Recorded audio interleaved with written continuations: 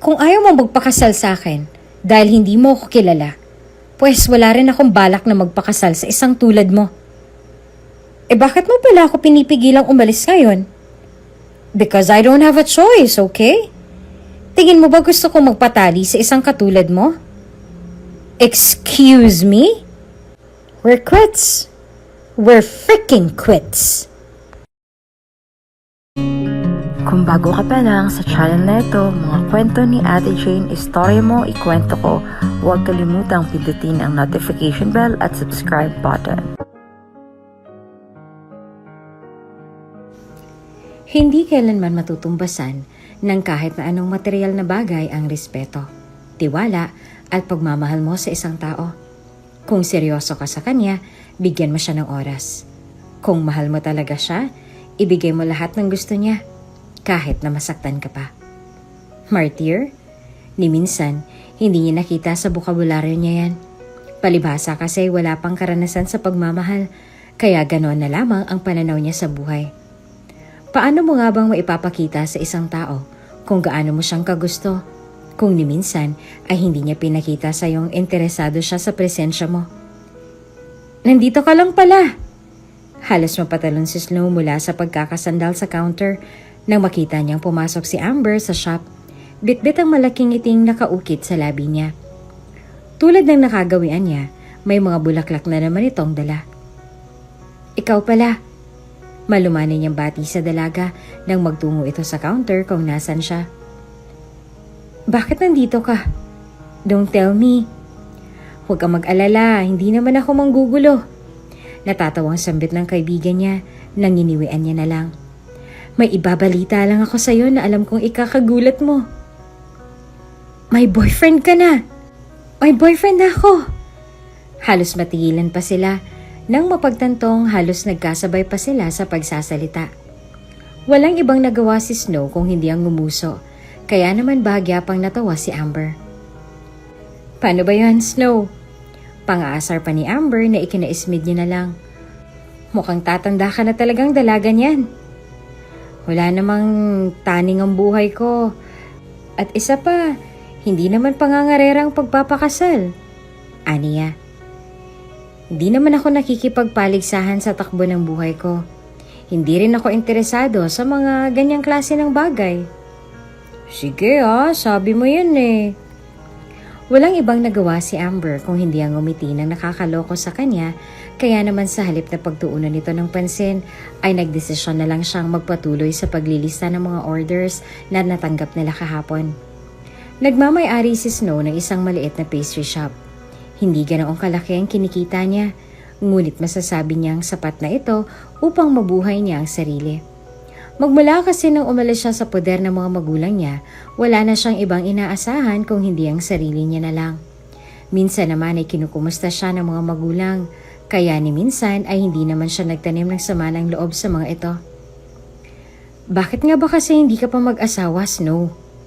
Kunot ang osyoso ni Amber bago nito inilapag ang bouquet ng bulaklak na natanggap niya sa nobyo bago siya nagdesisyong pumasok sa counter at nagsuot ng apron. Siguro walang naniligaw sa'yo, no? Sa katunayan ay maganda naman si Snow. Medyo maputi ito at iyon ang dahilan kung bakit pinangalanan siyang Niebes ng mga magulang niya. Sa ibang bansa rin kasi ito lumaki at eksaktong umuulan ng niebe noon nang isinilang siya nito. May 2 taon nang nakalilipas simula nang muli silang bumalik ng mga magulang niya rito sa Pilipinas mula sa Florida. Kaya naman hindi niya rin maitatangging nagkaroon din siya ng culture shock nang dahil sa nangyari. Nang dahil sa narinig mula sa kaibigan ay wala na siyang ibang nagawa kung hindi ang ngumuso at magkibit ng balikat sa tanong nito. Ni hindi niya nga alam kung dapat niya nga bang sagutin ang suspetsya nito sa kanya. Gayong totoo naman talaga na wala namang manliligaw sa kanya ngayon. Sapat na bang dahilan na kakauwi niya lang ng Pilipinas at hindi siya interesado sa mga lalaki kaya wala pang naniligaw sa kanya hanggang ngayon? Sinasabi ko na nga be. Halakhak ni Amber na muli niyang ikinanguso. Tulad ng sinabi ko kanina, hindi naman ako nagmamadali sa mga ganyang klase ng bagay, Amber. Nakangiti at mapang-asar itong umiling na inismeran niya na lang. Hindi ako tanga, Snow. May prioritizing self-care ka pang nalalaman. Wala naman pala talagang naliligaw sa'yo. Nang dahil sa narinig ay bahagya pa siyang natigil sa pagsusulat na mas lalong ikinahagikik ni Amber. Alam kasi ng kaibigan niya kung paanong putulin ang PC ng dalaga. Kailan ko ba sinabing, "Welcome, ma'am"? Bati ni Amber nang bigla na lamang tumunog ang wind chime ng store nang pumasok ang ilang customer na mangunguha ng orders ng araw ring iyon. Nang dahil sa pagmamahal sa pagbibake, doon na nagdesisyon si Snow na magtayo ng pastry shop. Labag ito sa kalooban ng mga magulang niya. Kaya naman ni minsan ay hindi siya nakakuha ng suporta sa mga ito sa mga bagay na nagpapasaya sa kanya. Isa pa sa mga dahilan kung bakit dismayado sa kanya mga magulang niya ay ang hindi niya pagtanggap ng mga manliligaw magmula noon hanggang ngayon.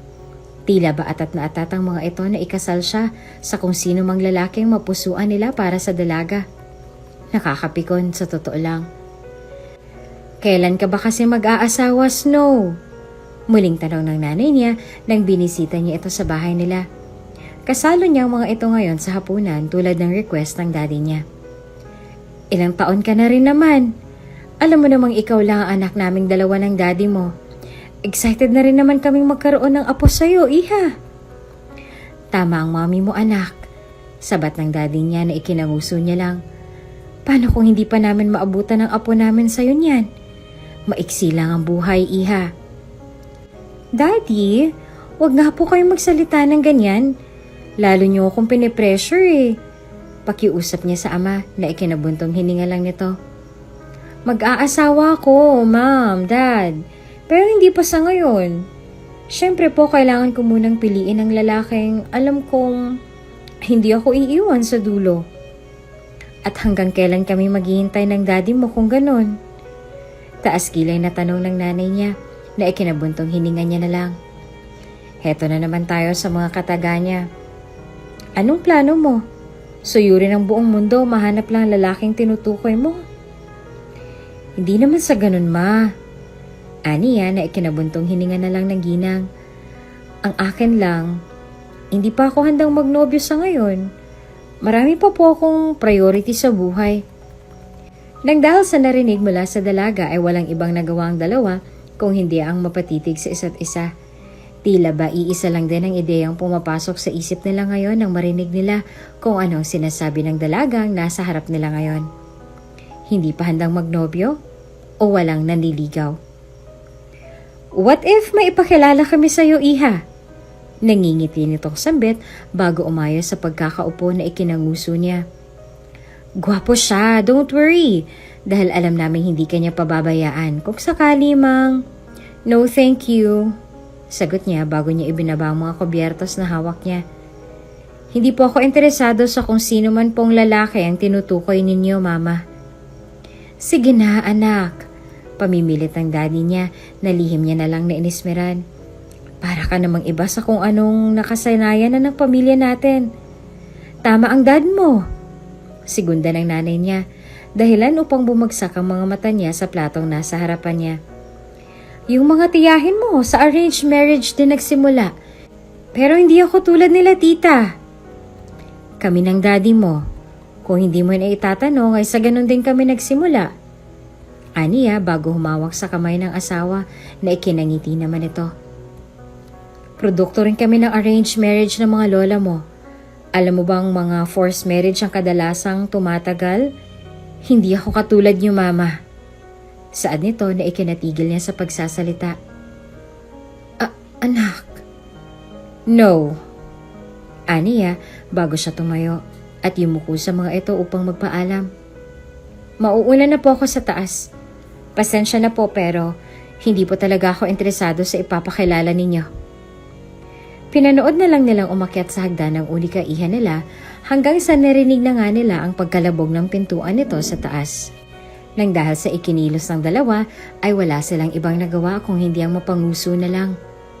Lumaki nga ba itong suwail o baka naman sadyang hindi makatwiran ang gusto nilang gawin ng anak nila? Anong gagawin natin, Roberto?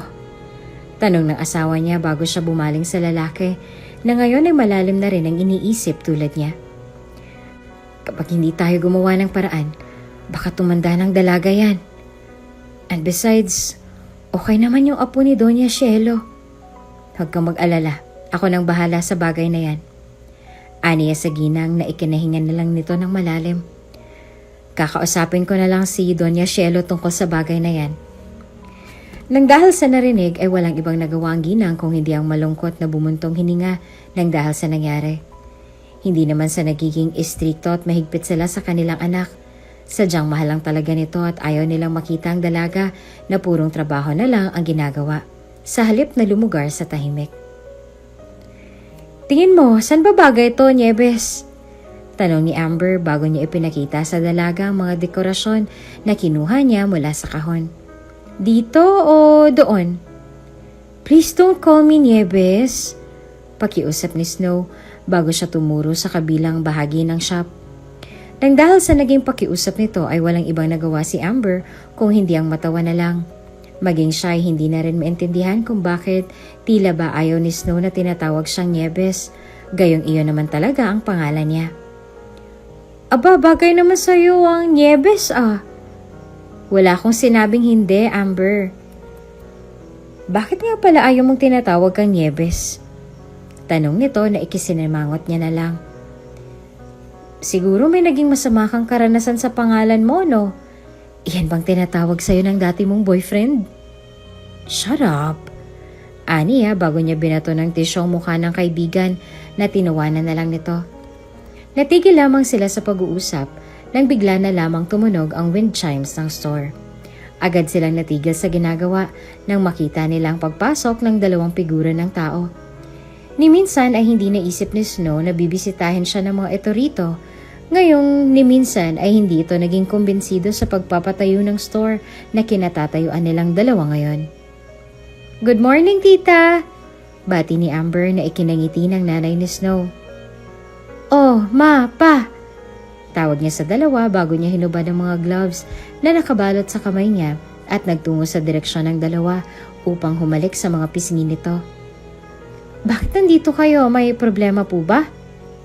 Palaisipan para kay Snow ang mga presensya nito ngayon, lalo na't ito pa ang kauna-unahang pagkakataon na bumisita ang mga ito sa store na pagmamay-ari niya. Ni minsan ay hindi niya inisip na darating pa rin pala ang pagkakataong ito. Nabibisita ang mga magulang niya rito, bagay na minsan na rin nilang pinag-awayan noon. Wala naman, may sasabihin lang sana kami. Sagot nito bago ngumiti sa dalaga na ikinakunot naman ang noon nito. Actually, ikaw ang sadya namin ng daddy mo. Ako?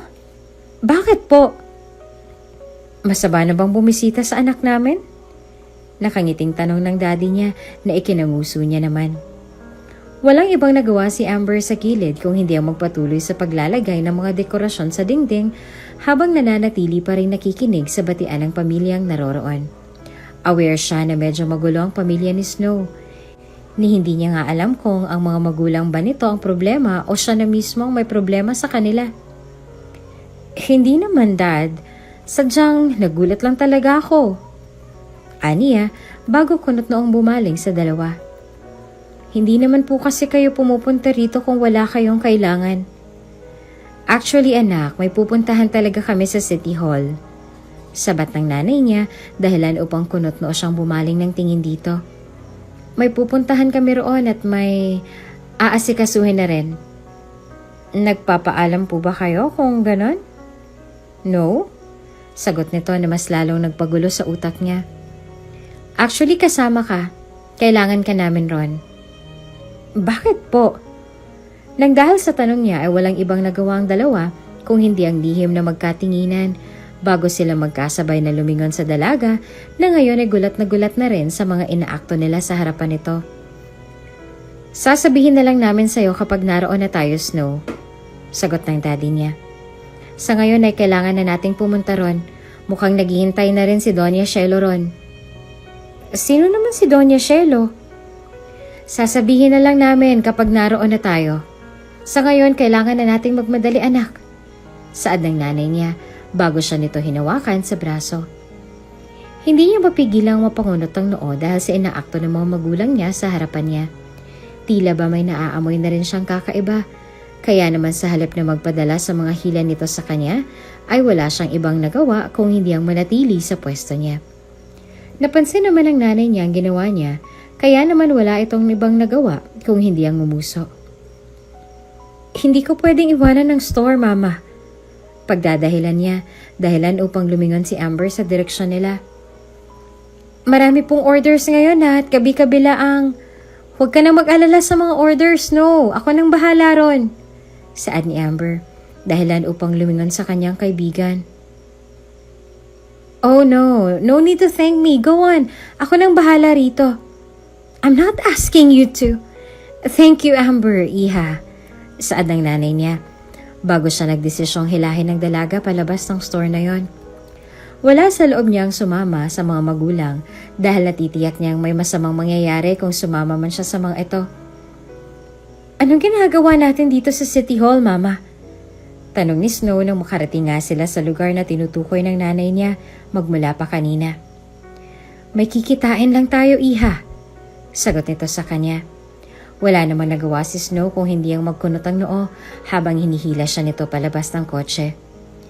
May kikitain lang tayo ng daddy mo. Dito sa City Hall?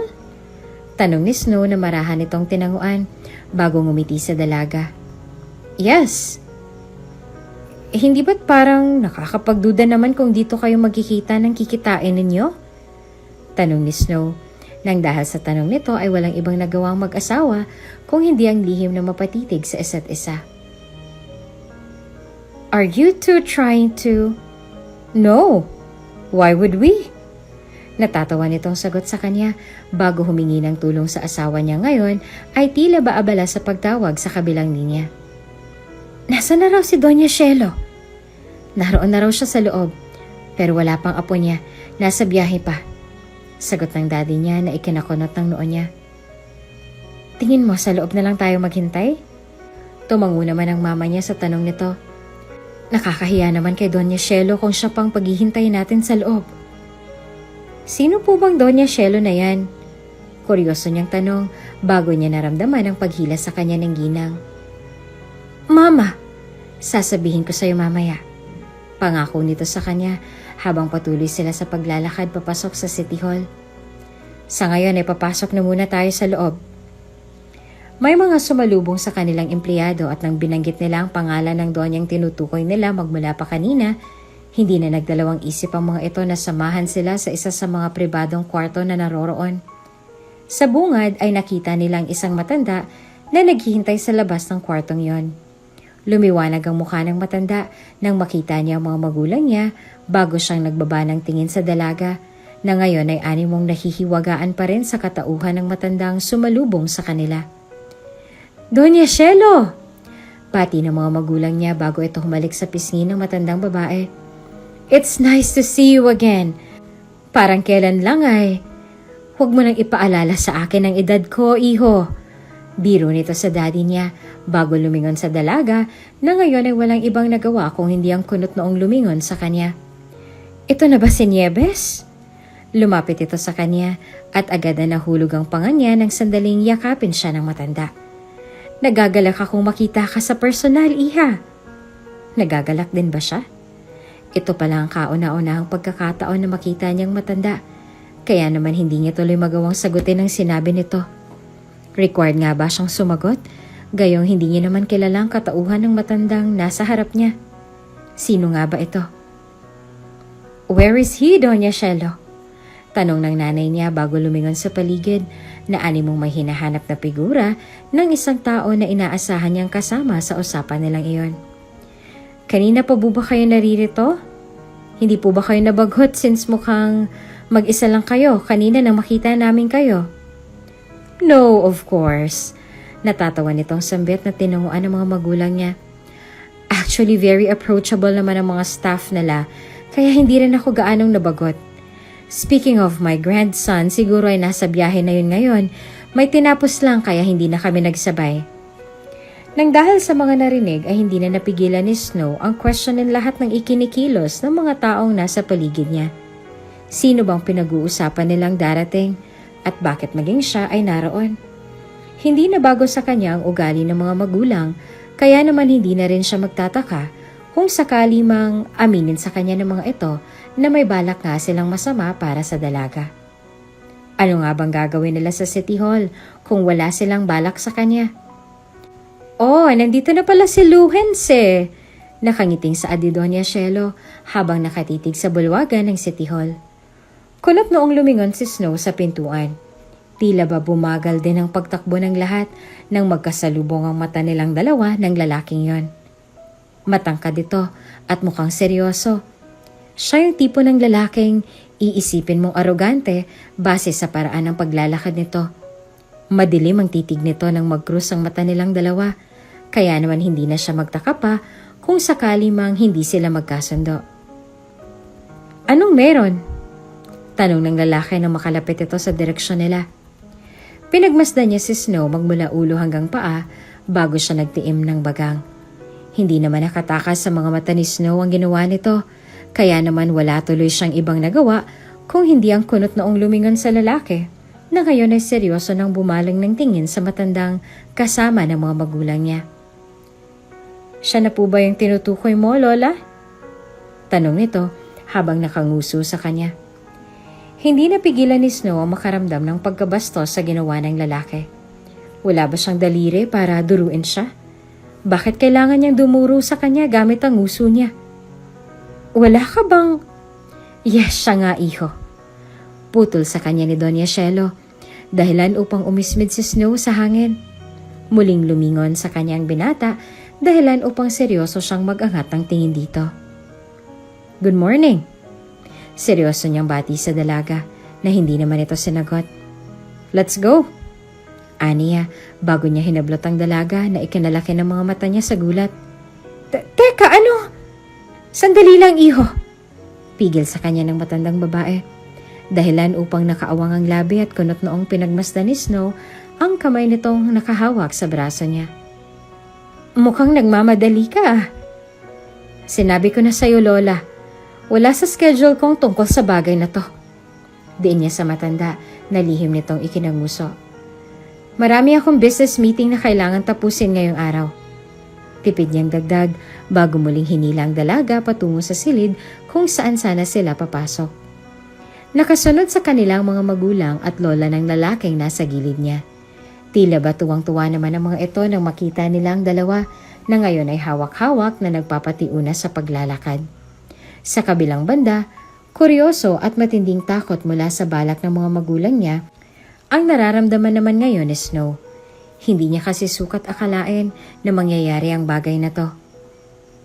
Palaisipan naman sa kanya kung ano at kung sino ang lalaking nasa gilid niya. Gwapo siya, oo. Pero bakit? Anong meron sa kanya?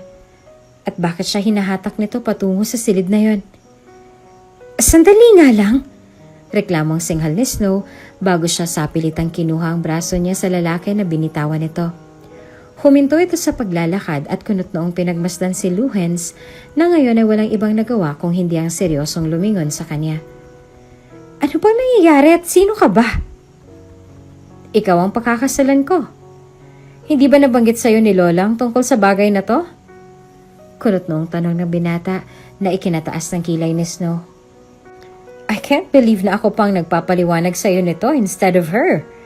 Natatawa, ngunit may bahid ng sarkastiko nitong saad na ikinataas ng kilay niya. Ano? What the fuck are you talking about? Anong ikakasal sa'yo? Natatawa niyang singhal bago na mewang sa harap ng binata. Nababaliw ka na ba? Anong pakakasalan ang sinasabi mo? Hindi nga kita kilala. That's why nandito ang guardian ko. At nandito ang parents mo para ipaliwanag sa iyo ang tungkol sa napagkasunduan nila. Sagot nito sa kanya na para bang iyon ang sagot sa lahat ng katanungang pumapasok sa isip niya ngayon. Come on, miss. Wala na akong panahon para magpaliwanag para sa iyo. Hindi lang ikaw ang priority ko. Marami pa akong meeting na dadaluhan ngayon. Wait lang ha. Natatawa niyang sambit na inismera ng lalaking nasa harapan niya. Hindi ko kayo maintindihan. Ang sabi ng mga magulang ko, may pupuntahan kami. Aba, wala naman silang nabanggit sa akin na ikakasal ako ng labag sa kalooban ko. Do you think ginusto ko rin tong setup na to? Natatawa nitong singhal sa dalaga dahil aminin niya man o sa hindi, napipiko na siya sa mga tanong na ibinabato nito sa kanya. Mga tanong na hindi niya kayang sagutin ngayon. Bakit ako magpapakasal sa'yo? Hindi nga kita kilala. Reklamong singhal ni Snow na tila ba tuluyang binaliwala ang singhal sa kanya ng binata. Iha, may problema ba? Tanong ni Doña Shelo nang makita niyang tila ba nagtatalo ang dalawa mula sa kinatatayuan nito. Iha! Sa halip na sumagot sa tawag ng matanda ay wala na siyang ibang nagawa kung hindi ang mas lalo lamang nataliman ng titig sa lalaki na ngayon ay tila ba kunot noong nagmamasid sa reaksyon niya. Tama naman siya, hindi ba? Bakit siya magpapakasal sa lalaking hindi niya kilala? Ano siya? Boba? Hindi ako magpapakasal sa'yo. Tapos na ang usapan nating dalawa. Aniya, bago siya nagdesisyong talikuran ng lalaki. Agad din siya nitong binalik sa harapan niya na mas lalo niyang ikinakunot ang noo. Ang sabi ko, magpapakasal ka sa akin sa ayaw at sa gusto mo. Saad nito na ikinangisi niya bago siya suminghal at hindi makapaniwalang tumitig sa binata. Tingin mo ba ikaw lang naiipit sa sitwasyong to? Tingin mo ba ginusto ko ang planong ito ng lola ko? Tulad mo, napipilitan lang din ako. Kung ayaw mong magpakasal sa akin dahil sa hindi mo ako kilala, pues wala rin akong balak na magpakasal sa isang tulad mo. Bakit mo pala ako pinipigilang umalis ngayon? Because I don't have a choice, okay? Singhal nito na ikanaara ko ng mga kilay niya. Tulad mo, napipilitan lang ako. Tingin mo ba gusto ko magpatali sa isang katulad mo? Excuse me? We're quits. We're fucking quits. Saad nito, bago siya nagdesisyong bitawan ng braso ng dalaga na ikinasama naman ang mukha nito. Kung kaya mong saktan ng mga magulang mo, pues ako, hindi ko magagawa sa lola ko yon. I'm doing this for her fucking sake. Even so, bakit? Nagtatago ka ba sa saya niya at hindi ka makagawa ng sarili mong desisyon para umatras? Tanong niya, bago siya humalukip-kip sa harap ng binatang ngayon ay namumula na rin ang dahil sa iritasyon. Ano namang kinalaman ko if you're doing it just for the sake of your grandma? You're doing this because you want to sacrifice yourself. Yes, naiintindihan kita sa sakripisyong ginagawa mo. Pero, wag mo naman akong idamay. Dagdag pa niya.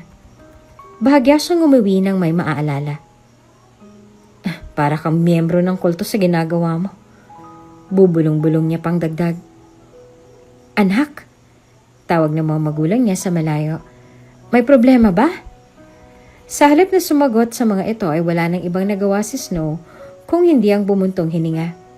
Maging si Luhens ay napailing na lang sa nangyari bago siya nagdesisyong muling lumapit sa dalaga na ikinakunot muli ng noon nito. Look, my grandmother is dying, miss. Aniya, dahilan upang kunot noo siyang lumingon sa matanda na kasama ng mga magulang niya. Tumatawa ito at halata naman sa mukha ng matanda na wala itong sakit na iniinda. Mukha namang healthy si Doña Shelo. Kaya naman hindi niya matukoy kung sinasabi nga lang ba ito ng lalaking nasa harap niya para mapapayag siya nito sa gusto niyang mangyari. I'm doing this just to make her complacent. Aniya sa marahang boses na lihim na ikinanguso ng dalaga.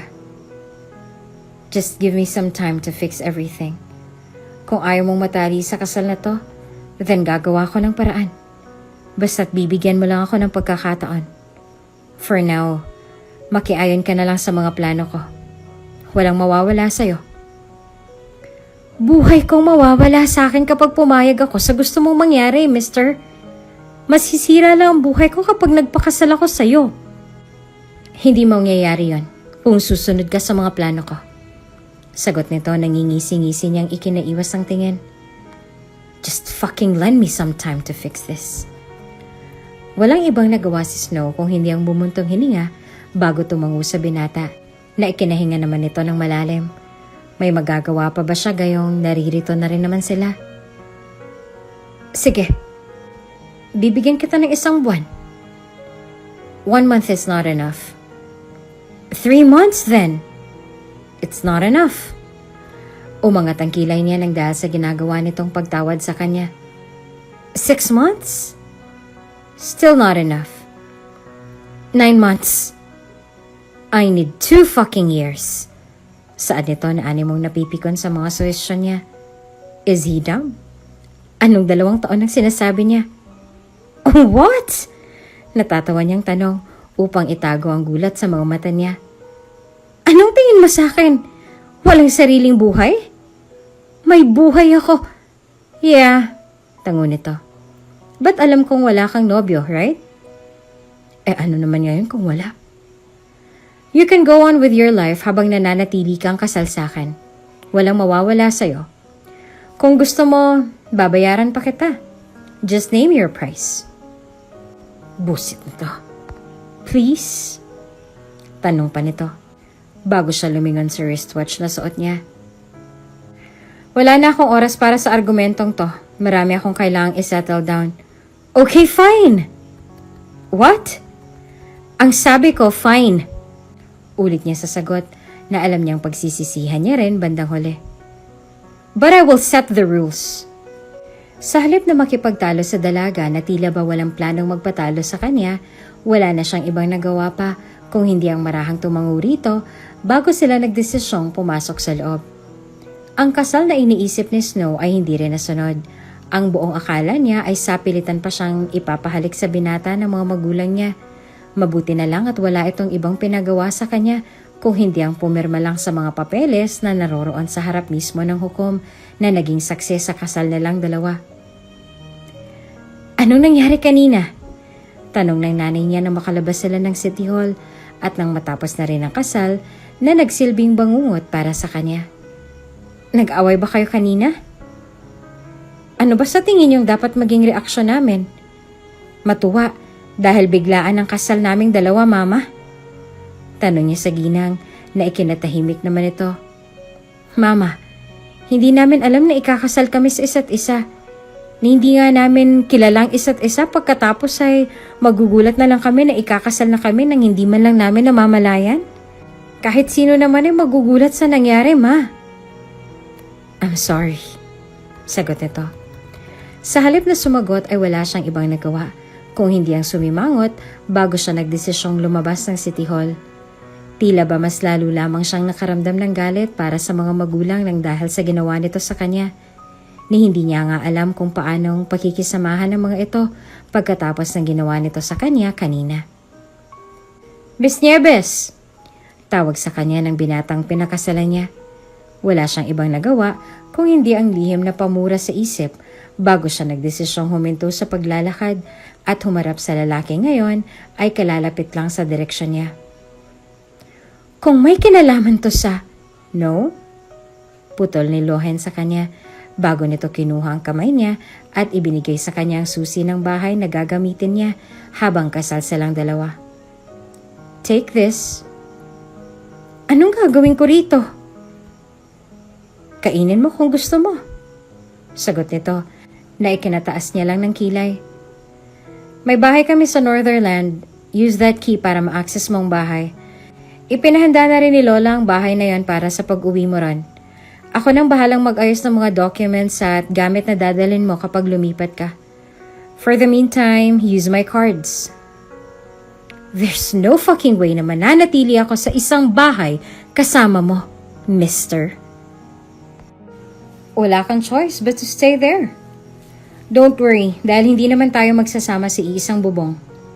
Sagot nito sa kanya, dahilan upang taas na siyang humalukip-kip sa harap nito. May penthouse ako near the city. Ang bihira lang ako umuwi roon. Lalo na kung naroon ka na. Kaya hindi mo kailangang problema pa kung sakaling mag-cruise man ang landas nating dalawa sa bahay na yon. Walang ibang nagawa si Snow kung hindi ang tumango na lang bago siya nagbaba ng tingin sa keyholder na ibinigay sa kanya ng lalaking nasa harap niya. Kulay ginto ang kulay ng susing iyon at gawa naman sa leather ang taling humahawak sa mga susing ibinigay sa kanya ng binata. I'm pretty sure na kaya mo namang alagaan ang sarili mo, hindi ba? Tanong nito. Or do you want me to send some bodyguards and maids sa bahay na yon? No, I can take care of myself. Aniya na marahan namang tinanguan ng binata. Mauna na ako. Paalam niya pa. Pinagmasdan ni Luhens ang dalagang maglakad palayo sa parking lot hanggang sa tuluyan na nga itong makaalis. Nang makabalik siya sa loob ng City Hall, ay doon niya lang nakita ang lola niya at ang mga magulang ni Snow na ngayon ay nagkakwentuhan na animong walang nangyaring kasal sa pagitan nila kanina. Nasaan si Snow, iho? Tanong ng nanay ng dalaga. Umalis na po. What? Gulat itong tanong bago napatayo sa kinauupuan niya. Paano umalis? Hindi ba't magkasabay dapat kayong aalis? Sabat naman ng lola niya na ikinahinga niya ng malalim. Bagong kasal kayo, iho. Dapat hindi mo iniiwan ang asawa mo sa unang araw ng kasal ninyo. Baka mamaya niyan ay makahanap agad yan ng bagong ipapalit sa'yo. May kailangan pa kasi akong daluhang meeting ngayon, lola. Sagot nito sa matanda na marahan naman itong ikinatango. Mauuna na po ako. Aniya, bago nagpaalam sa mga iyon at tuluyan na nga nagmaneho patungo sa trabaho niya. Gabi na rin ang makarating si Snow sa bahay, mansyon, o hotel niya nga bang matatawag ang bahay na tinutukoy ni Luhens kanina. Magarbong pagkakagawa ng bahay, gawa sa matibay na salamin ng kalahati ng exterior nito at talaga nga namang nakakabighani ang pagkakagawa nito. Nakatayo ang bahay sa di kalayuan sa dalampasigang naroroon. Kung hindi nga lang sinabi sa kanya ni Luhens na bahay nila yon, ay aakalain niya na resort ang mansyong yon. Pagpasok niya sa loob ay ang switch agad ng bahay ang hinanap at binuksan niya. Pagkalabit niya rito ay siya namang pagbukas at pag-ilaw ng buong bahay. Umilaw ang chandelier sa taas na ikinanguso niya. May chandelier sila sa bahay ngunit hindi ito kasing ingrande ng chandelier na naririto. Pinagpasta niya ang mga buwebles na nadaanan niya bago siya nagdesisyong maghanap ng kwarto ang gagamitin niya. Pwede na siguro to. Aniya nang mahanap niya ang guest room na katabi lang ng kwarto ni Luhens sa mansyong yon. Nang matapos niyang ayusin ang mga gamit niya sa walk-in closet na naroon, tsaka lamang siya nagdesisyong libutin ang kabuuan ng bahay. Hindi niya rin inaasahan ang mga paa niyang dadalhin siya nito sa kwarto ng binatang pinakasalan niya. Wala naman sigurong masama kung sisilip siya sa kwarto nito, hindi ba? May mga picture frame na naroroon. Agad niyang naramdaman ang pag-arko ng kilay niya at paghaba naman ng nguso nito, nagmakita niyang picture frame na nasa bedside table ng binata. Hindi na siya nagdalawang isip pa na kuhain ito at pagmasdan ang litrato ni Luhens roon. Sa picture ay masaya niyang inaakbayan ng babaeng nasa gilid niya. Sino naman to? Bulong ni Snow sa sarili bago nagdesisyong ibalik ang picture nilang dalawa ng babaeng yon sa bedside table niya. Sa halip na manatili pa sa lugar na yon, ay nagdesisyon na lang siyang umalis at lumabas sa kwarto. Hindi dapat siya naroroon, kaya naman hindi na siya nagdalawang isip pa na umalis doon. Baka nga may in-install pang camera yon sa kwarto niya at pasikreto siya nitong pinapanood na halugugin lahat ng gamit niya. Ay, kapagod. Aniya sa sarili. Pabagsak niyang hinagis ang sarili niya sa sofa na naroon sa living room. Magandang bahay para sa kanya at wala rin siyang malait sa mga mamahaling muebles na naroon sa bahay ni Luhens. Lahat halos ng mga bagay na nakita niya roon ay nasisigurado niyang nagkakahalaga ng milyon kahit na hindi sabihin sa kanya ng binata. Wala siyang ideya sa katauhan ng lalaking pinakasalan niya. Sa totoo nga lang ay nagtataka na siya sa kung ano man ang buhay na meron nito.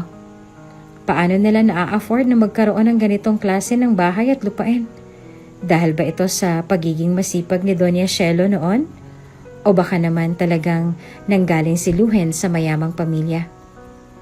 Kung gold digger lang ako, baka kanina pa naglaway itong bibig ko sa mga nakikita ko. Nguso niya sa sarili bago siya nagdesisyong umalis sa pagkakaupo at nagtungo ito sa kusina.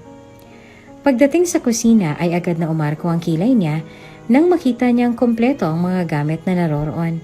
May mga prutas, karne, gatas at tinapay.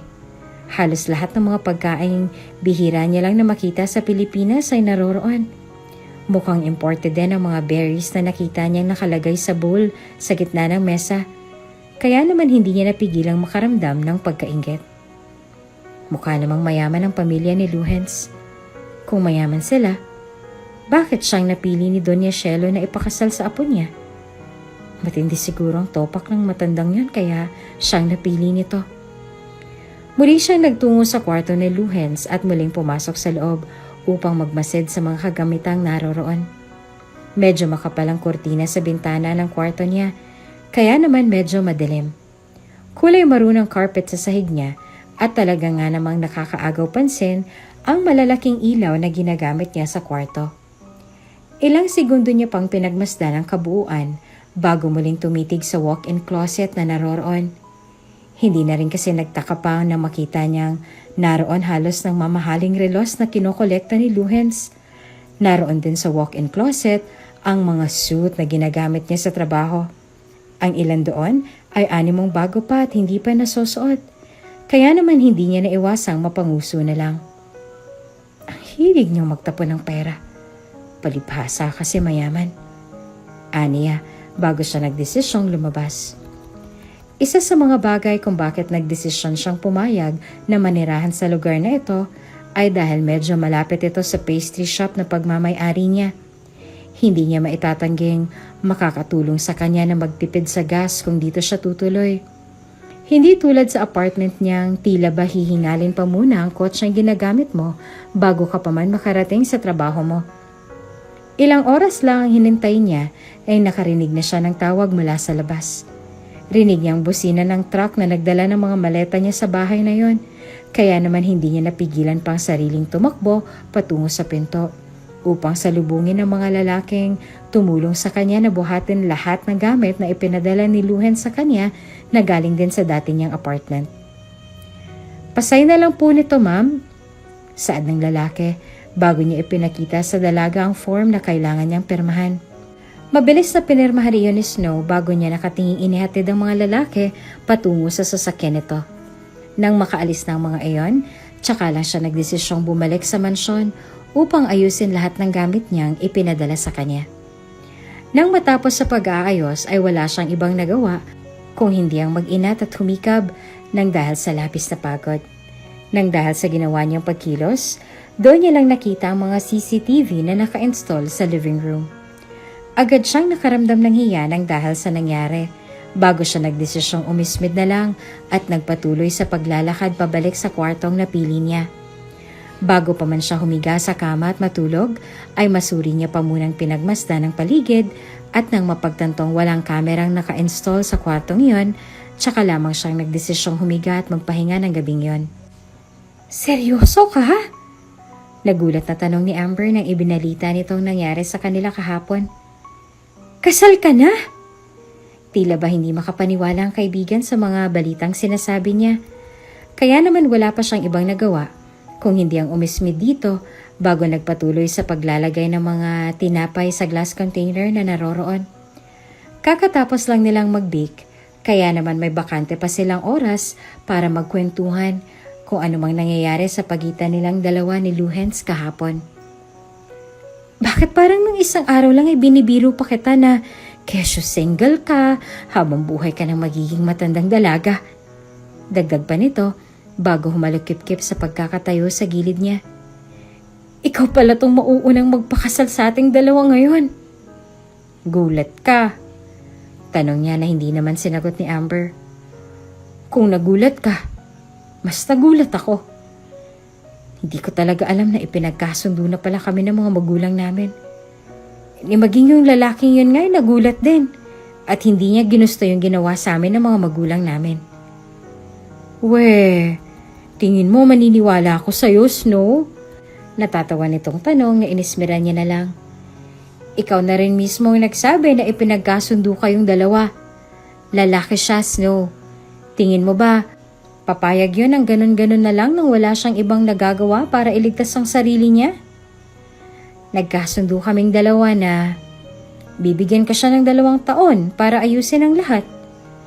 Sagot niya bago niya naalala ang sinabi nito sa kanya kahapon.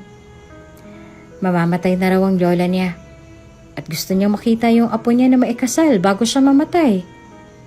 Pero sa tingin ko, palusot niya lang lahat ng yun. Nang dahil sa narinig, ay mabilis na umangat ang kilay ni Amber nang dahil sa sinabi niya. Paano mo nasabing palusot lang, Snow? Kuryoso nitong tanong na ikinanguso niya bago siya sumagot sa tanong ng kaibigan. Mukhang okay pa naman ang lola niya kahapon. Nang dahil sa narinig na sinabi ng dalaga, ay wala nang ibang nagawa si Amber kung hindi ang natawa. Alam ni Snow na matatawa ang kaibigan sa sinabi niya, kaya naman hindi na siya nagtaka ng sandaling bumulalas ito ng tawa sa sinabi niya. Hindi siya nagsisinungaling, malakas pang matanda na nakilala niya kahapon. Kaya naman pala isipan para sa kanya kung bakit niya nga ba iyon nasabi sa kanya. Sinabi lang ba ni Luhens ang dahilan na yon upang hindi na siya mangwestiyon sa pagpapakasal niya rito? Tingin mo ba nasa teleserye kayong dalawa? Pang-aasar nito na inismiran niya na lang bago siya nagdesisyong magsalansa ng mga cupcakes na naroroon. Wala kayo sa Korean drama para pagsinungalingan ka niya, Snow. Isa lang ang ibig sabihin yan. It's either may gusto sa'yo ang lalaking yon kaya siya pumayag, or baka naman he's trying to use you for his own good. Ganun naman talagang mga lalaki. Makahulugan niya pang dagdag. Malay mo, lihim ka palang pinasusundan nung una pa lang. Imposible yan. Aniya, dahilan upang bumaling si Amber sa kanya na nakakunot ang noong kuryoso sa sinabi niya. Ikaw na rin mismong nagsabi kanina na wala tayo sa Korean drama. Anong tawag mo sa mga sinasabi mo sa akin ngayon, Amber? Hayaan mo na. Delusion na lang talaga ako. Natatawa nitong biro. Dahilan upang iiling-iling na lang silang nagpatuloy sa trabaho habang patuloy lang rin sa kwentuhan sa buhay na meron silang dalawa. Paminsan-minsan ay bumibisita rin naman ang mga magulang niya sa store upang kamustahin siya at ang kaibigan niyang si Amber.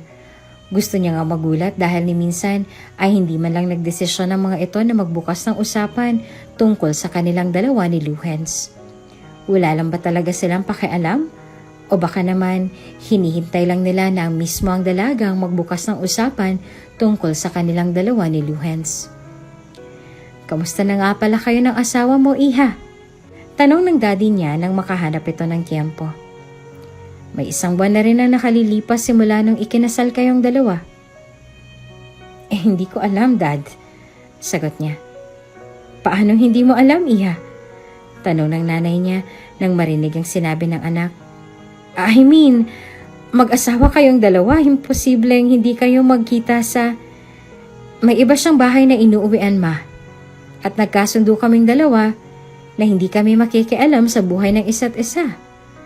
To be honest, simula nung ikinasal kaming dalawa, hindi ko na siya muling nakita pa. Sagot pa niya, dahilan upang magkatinginan pa ang dalawa. Iyon na ang una't huli kong pagkikita sa kanya. Mabuti na lamang at hindi na nagdesisyon pang dalawa na questionin siya dahil natitiyak niya sa sarili niyang wala na siyang maisasagot kung sakali mang magtanong pa ang mga ito. Sa kabilang banda naman, pagkatapos malaman ng dalawa ang tungkol sa kalagayan ng anak nila at ng asawa nito, hindi na sila nagdalawang isip pa na magsumbong sa Donya. What? Usal ni Luhens nang sadyain pa siya ng lola niya sa opisina nito. What are you talking about? Si Nieves bang nagsabi sa iyo niyan, Lola? Nagsumbong ba siya? It doesn't matter kung nagsumbong siya o hindi, iho. Ang pakiusap ko ang sundin mo. Saad nito na ikinisimangot niya na lang. Umuwi ka sa bahay ninyong dalawa. Hindi magandang tingnan na iniiwan mo ng mag-isang asawa mo roon. Pinapanood ko siya sa CCTV, Lola.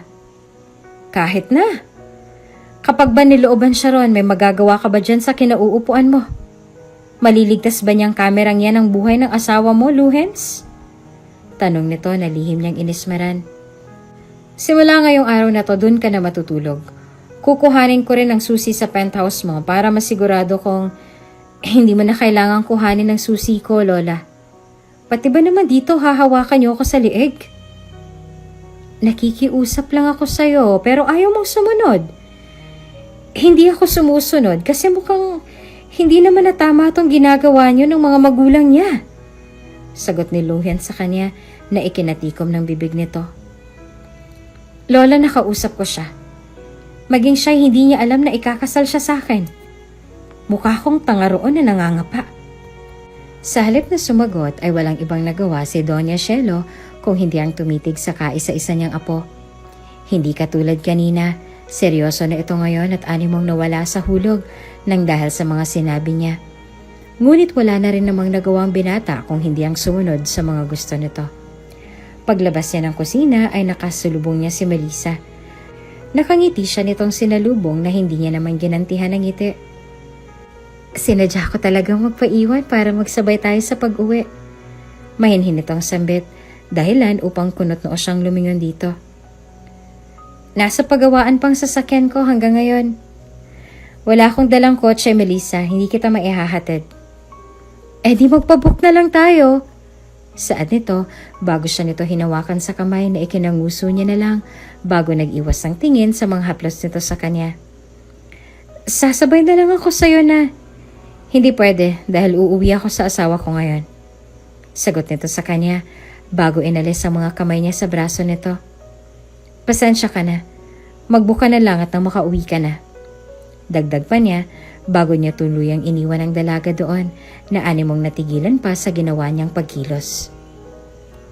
Kung hindi lang dahil sa ginawang pangangaliwa ni Melissa sa kanya ay hindi siya papayag na magpakasal sa babaeng yon.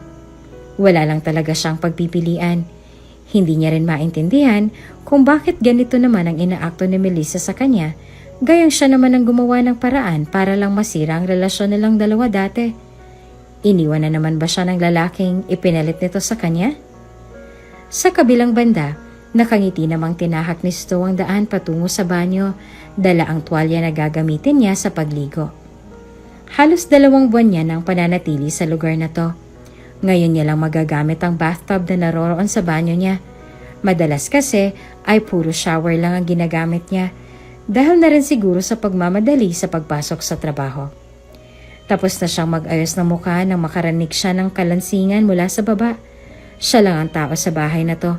Kaya naman napaka-imposibleng may bumisita sa kanya ng ganoong oras nang walang pahintulot niya. Imposible rin na dumaan si Luhens rito. Kaya naman doon na siya nakaramdam ng panghihilakbot. Posible kaya na may akyat bahay na nakapasok sa mansyong yon?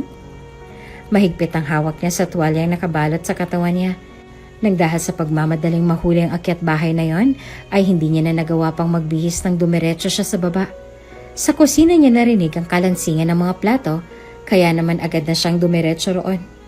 Sa bungad ng pintuan ay may nakita siyang walis roon. Hindi na siya nagdalawang isipan na hablutin ito bago siya nagdesisyong pumasok sa loob at hampasin ng walis tambo ang lalaking naroroon sa lagayan ng mga plato. Nakasuot ito ng itim na jacket, kaya naman natitiyak niyang akyat bahay ito. Medyo matangkad ito at bagyang nakatalikod sa gawin niya, kaya naman hindi na siya nagdalawang isipan na pukpukin ito sa ulo upang mapaalis.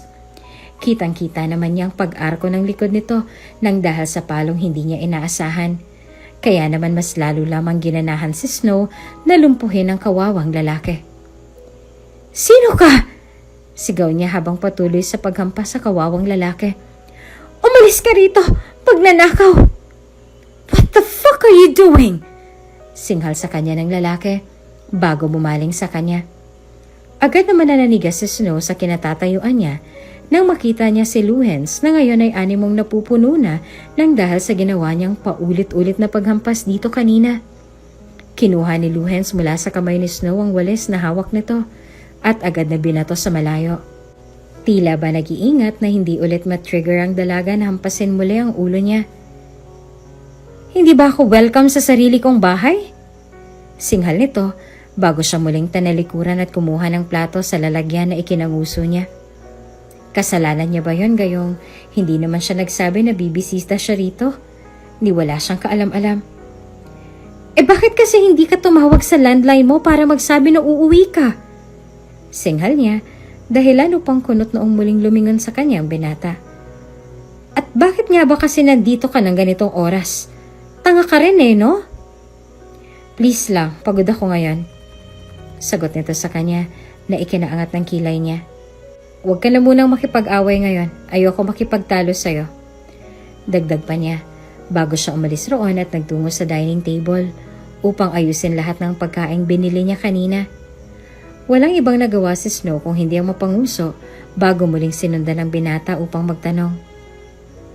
Anong ginagawa mo rito? Please lang, sinusubukan kong kumain ng tahimik. Nang dahil sa sinagot ng binata, ay wala nang ibang nagawa si Snow kung hindi ang matawa na lang. Hindi siya kinibo ni Luhens, kaya naman mas lalo lang siyang napikon. Ni hindi man lang siya nito tinapunan ng tingin dahil naging abala na ito sa pagsasalansa ng mga pagkaing in-order niya kanina. Tinatanong lang kita, Luhens. Saad nito na ikinatiim ng bagang ng binatang nakatayo sa silid niya. Wala naman sigurong masama kung magtatanong ako sa'yo, hindi ba? Anong ginagawa mo rito? Uuwi. Bawal ba? Tanong niya bago lumingon sa dalaga. Nang bumaba ang tingin niya sa katawan nitong natatakpan lang ng tuwalya, ay agad na namula ang mukha niya. At pwede bang magsuot ka naman ng disenteng damit kapag nandito ka sa bahay ko? Alam mo na ngang may kamerang naka-install sa bawat sulok ng bahay. Magsusuot ka pa ng ganyan. Anong mali sa suot ko? Kakatapos ko lang maligo nung dumating ka. Singhal ni Snow na inismeran niya. Kasalanan ko bang biglaan niyang pagsulpot mo rito? At isa pa, bakit? Pinapanood mo ba ako sa CCTV? Ano sa tingin mo? Kunot noon itong tanong na hindi niya na sinagot. Arte nito? Dagdag pa ni Snow bago siya umismid at nagdesisyong magtungo sa sink upang kumuha ng tubig. Kumain ka na ba?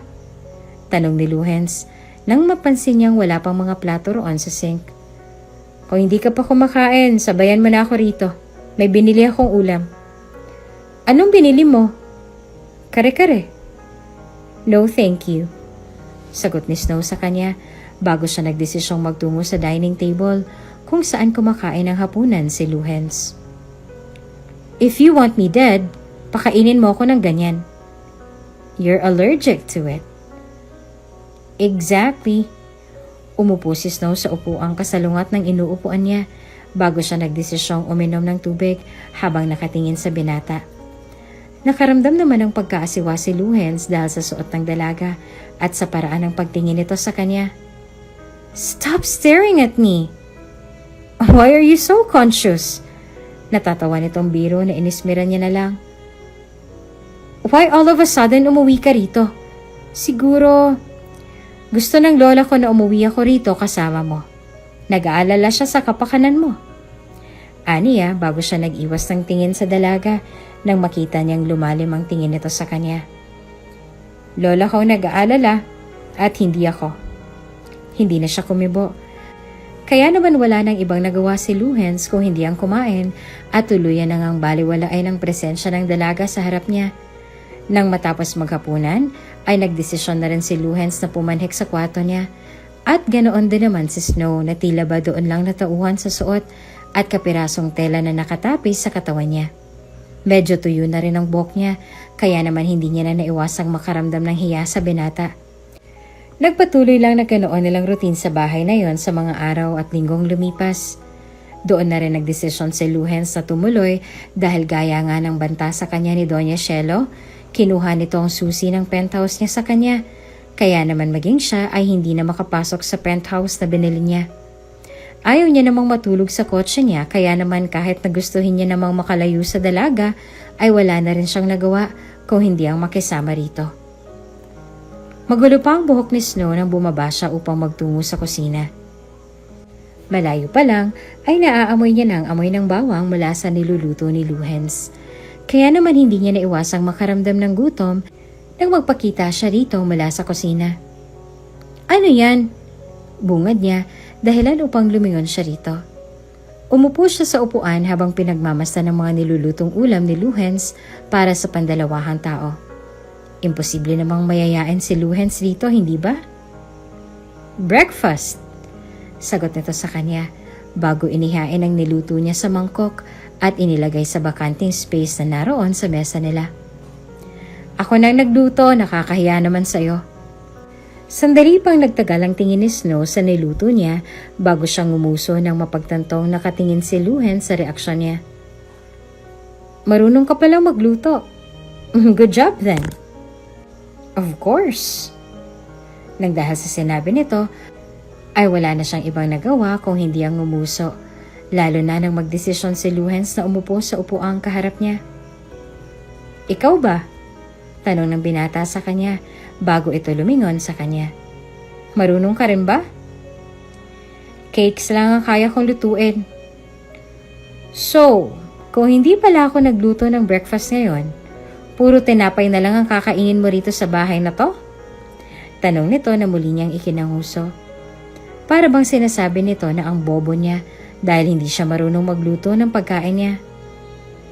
Paano ka tumagal ng 2 buwan sa bahay na to kung puro tinapay lang ang laman ng sikmura mo? Hindi naman palagi, kaya wag mo akong sermonan dyan. Aniya, bago siya sumandal sa kinauupuan. Minsan naman nagluluto ako ng fried egg. O kaya naman nag-order na lang ako ng pagkain sa app para less hassle. Ang sabihin mo, tamad ka lang. Saad nito na ikinakunot ng noon niya sa pagkapahiya. Hindi na rin ako magtataka kung bakit walang nagkakagusto sa'yo. Anong wala? Kasal na nga ako, oh. Sagot niya bago niya naramdaman ang pag-init ng mukha niya nang dahil sa sinabi nito. Papakain mo ba ako ng niluto mo o sermon lang ang ipapakain mo sa akin? Kainin mo kung anong gusto mo. And besides, yes, we're married. But I don't like you as my wife. Aniya na ikinasimangot niya. Hindi ako mabubuhay kung ikaw ang asawa ko. Puro ka tinapay. Niwala ngang laman yung brain cells mo kung hindi puro mga tinapay. Pardon me? Sa halip na sumagot, ay nagdesisyon na lang si Luhens na hindi kumibo. Mukhang nawala na rin sa mudang dalaga, kaya naman wala na siyang ibang nagawa kung hindi ang itago ang ngiting kanina pa sumusugat sa mga labi niya nang dahil sa pagkapiko ng dalaga sa mga pang-aasar niya rito. Kung alam niya lang na pikunin ito, di sana ay hindi na siya nagstay pa sa penthouse niya. Bagkos ay dito na lang sana siya nagstay. Kamusta ang lasa? Tanong ni Luhens nang makita niyang tinikman na ni Snow ang huli niyang niluto. Okay naman, medyo maalat lang. Sagot nito. Nang dahil sa sinagot nito sa kanya ay tila ba nag-init ang mukha niya. Mukha pang dismayado si Snow nang sumagot ito sa kanya, kaya naman mas lalo lamang nag-init ang mukha niya sa pagkapahiya. Kanina lang ay nagmamalaki pa siya na marunong siyang magluto. Pagkatapos ay sasabihin lang ng asawa niya na medyo maalat ang niluto niya para rito. That's impossible. Saad niya bago siya dumampot ng kutsara tumikim sa niluto niya. Kumunot ang noon niya nang mapagtantong wala namang mali sa niluto niya. Tama lang naman ang lasa ah. Lumingon siya kay Snow na ngayon ay walang ibang nagawa kung hindi ang ngumuso. Ang sabihin mo na sanay ka kasi sa tinapay. Wala kang ibang inaatupag kung hindi ang mga tinapay. Wala kang ibang nalalasahan kundi ang mga tinapay. Bakit ba palagi mo nalang pinapasok ang tungkol sa business ko? Singhal nito sa kanya na sa halip na sagutin ay tinawanan niya na lang. Ito pa lang ang kauna-unahang pagkakataon na nakita niya itong tumawa kaya naman maging siya ay wala na ring ibang nagawa kung hindi ang umiling at matawa na rin. Simple lang ang asaran nila sa isa't isa, ngunit hindi niya maitatangging hindi naman ito ganoon kabigat. Hindi naman umaabot sa nagsigawan sila, lalo na kung nagkakapikunan silang dalawa sa mga biro nila sa isa't isa, kaya naman okay lang. Nagpatuloy lang ang ganitong samahan nila, hanggang sa hindi na namalaya ni Snow, nawala na siya sa sariling napapangiti, lalo na sa tuwing maaalala niya kung ano na naman ang mga naging asaran nila kaninang umaga, bago pa man sila maghiwalay ng landas upang makapasok sa trabaho. Why are you smiling? Tanong ni Amber nang makita niyang kaibigan na ngayon ay animong nakakain ng happy pill nang makita niya itong wala sa sariling umingiti. Siguro nahuhulog ka na dyan sa asawa mo, no? Nang dahil sa sinabi na iyon, ay doon lang tila ba natauhan ng kaibigan niya. Mabilis siyang sumeryosong mukha sa pagkakangiti kanina at kunot noong lumingon kay Amber na ngayon ay natatawang umiiling sa kanya. We're just friends, Amber. Friends mo mukha mo. Saad nito na ikinanguso niya na lang. Walang friends ang makakapagpapangiti sa'yo ng ganyan. At isa pa, walang maniniwala sa'yo na friend lang talagang turing mo sa kanya. Kilalang kilala kita, Nieves. Halata na rin sa mukha mo na nahuhulog ka na sa lalaking yun kahit na hindi mo pa sabihin sa akin. Dagdag pa niya. Tumahimik ka nga. Baka may makarinig sa'yo rito. Reklamong singhal sa kanya na natatawa niyang inismeran. Mas kinakailan talaga yung bibig mo. Pahama ka pa naman din. Bakit? Why are you denying it, Snowy? Natatawa nitong sambit na muli niyang inismeran. Nandito ba siya? Don't worry dahil safe na safe ka rito. Safe na safe yung mga sekreto mo sa akin. Natatawa niya pang sambit. Umalis at tuluyan na siyang iniwan ni Amber sa counter. Kaya naman wala na siyang ibang nagawa kung hindi ang mapaisip pa sa mga sinabi nito. May gusto nga ba siya kay Luhens?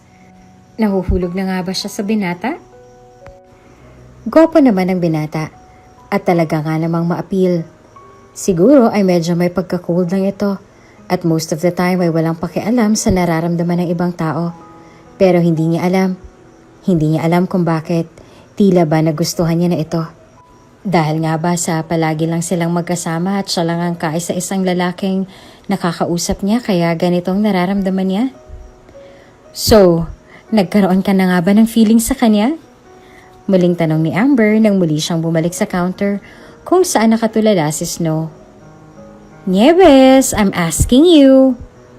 He's not my type, Amber. Aray ko! Reklamo niya ng sandaling kurutin ng kaibigan ng tagiliran niya. Bakit ka ba nananakit?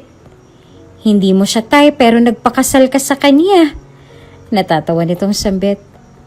Nang dahil sa sinabi ni Amber ay wala siyang ibang nagawa kung hindi ang ngumuso. Sa loob ng 6 na buwan nilang pagsasama ni Luhen sa iisang bubong, ni minsan ay hindi niya man lang natanong kung bakit nga ba pumayag si Luhen sa magpakasal siya sa kanya. Maging ang sarili niya nga ay hindi niya rin alam kung bakit nga ba siya pumayag. Dahil nga ba sa lola niya? Ano namang kinalaman niya kay Doña Shelo? At bakit gano'n na lang kabilis sa kanyang pumayag sa mga gusto nito?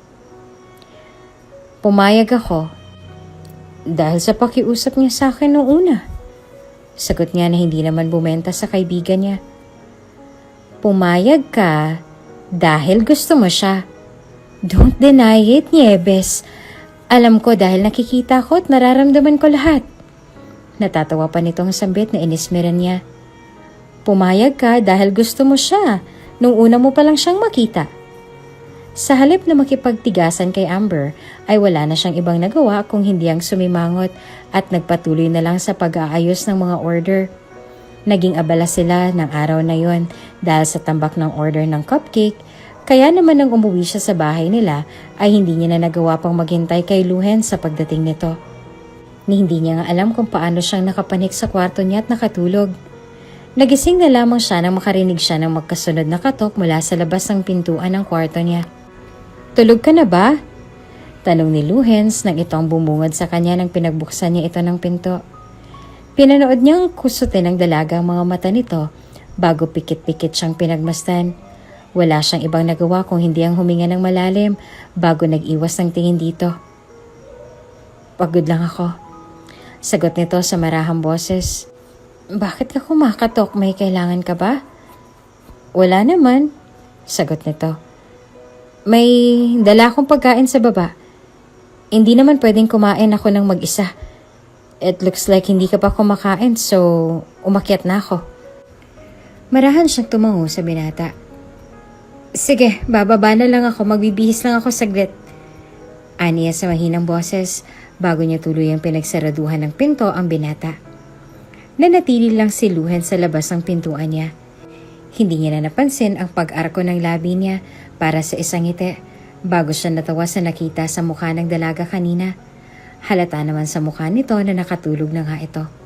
Gulo-gulo ang buhok at animong aso kung maglaway. Shoot! Saad ni Snow bago niya naramdaman ang pagpula ng mukha niya. Mas lalo lamang namula ang mukha niya nang makita niya sa refleksyon ng salaming naroon sa banyo ang dampi ng laway na nasa gilid ng labi niya.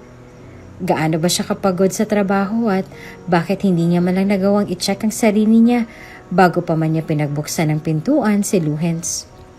Sigurado siya na tuwang-tuwa na yon sa nakita niya sa mukha niya kanina.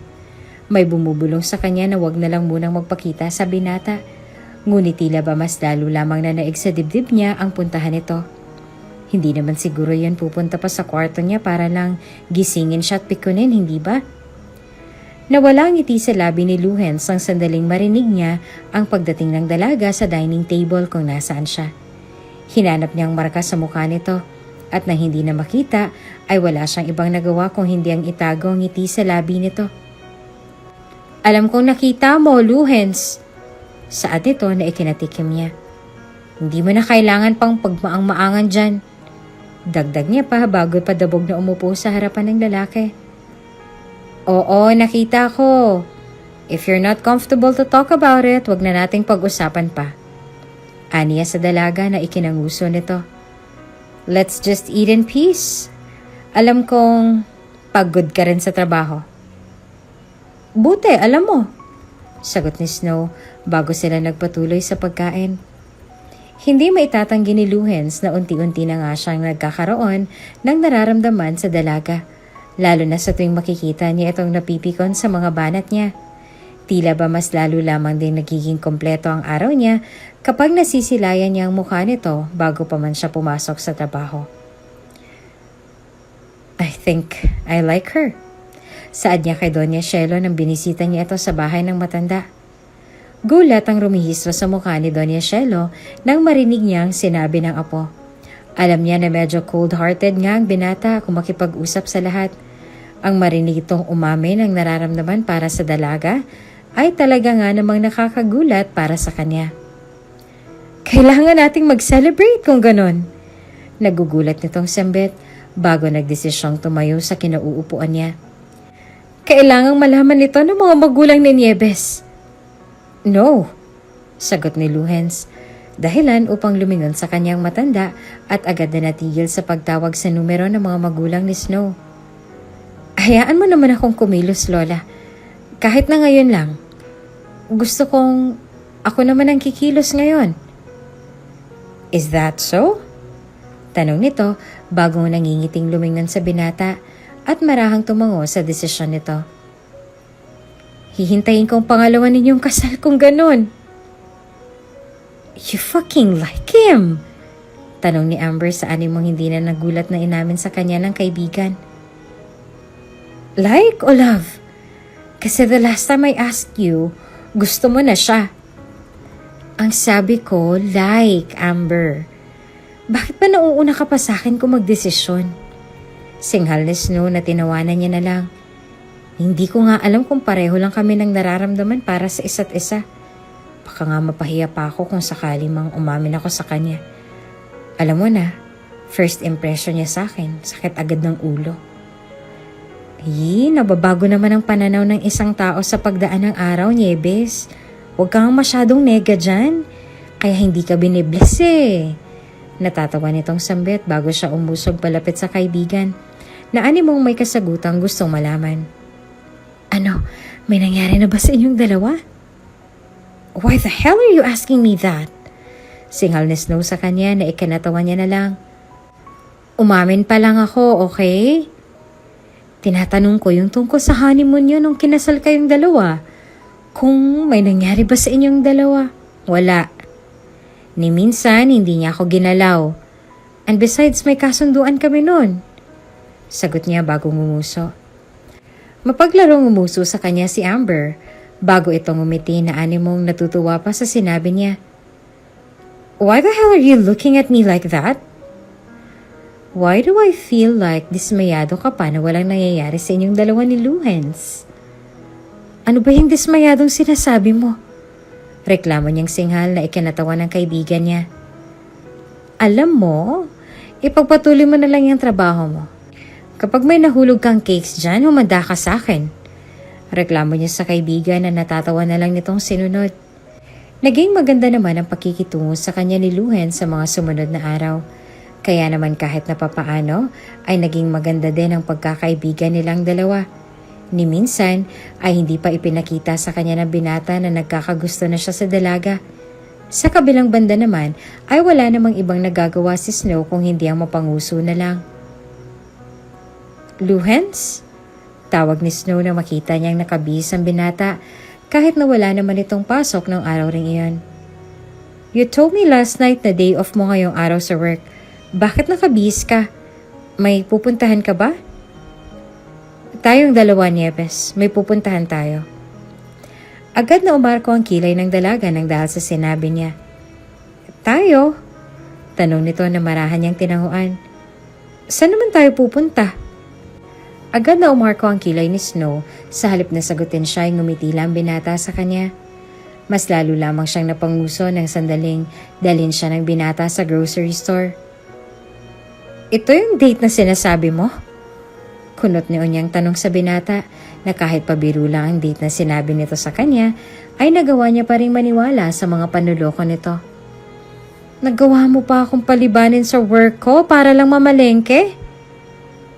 Oo, magdi-date tayo. But since hindi ka marunong magluto, tuturuan na lang kita. Saan nito? Bago niya tinulak ang dalaga patungo sa meat section kasama ang cart na dala nila. Anong gusto mong lutuin natin? Spare ribs, steaks, or pancakes? Shut the fuck up! Singhal ni Snow na tinawanan niya na lang. Hindi maipagkakaila ni Snow na bahagyang nawala ang galit niya sa binata nang dahil sa ginawa nito. Simple lang pero talaga nga namang nawala ang stress niya sa katawan nang dahil sa efforts na ginagawa nito sa kanya. Mali ka ng ginagawang paghiwa sa sibuyas. Saad ni Luhens bago siya umalis sa pagkakaupo at pumesto sa likod ng dalaga na ikinatigil nito. Hinawakan niya ang kamay ni Snow at gamit ito. Hiniwa niya ang sibuyas na isasama nila sa ulam na lulutuin nila. Paano ka matututong magluluto ng adobo kung pati sibuyas hindi mo kayang lutuin? Pang-aasar pa nito sa kanya. Bahagyang tumatama ang hininga ni Luhen sa leeg niya, kaya naman hindi niya naiwasang makaramdam ng paghihilakbot. Hindi niya alam pero tila ba sa lahat ng lalaking nakilala niya noon sa ibang bansa, kay Luhens niya lang naramdaman ang ganitong klase ng pakiramdam.